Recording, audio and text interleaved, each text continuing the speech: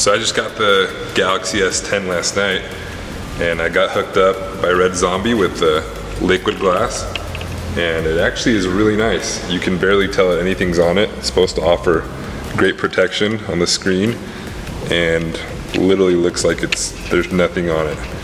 It's really nice and really smooth, no blemishes. I can't even tell there's anything there. It's awesome.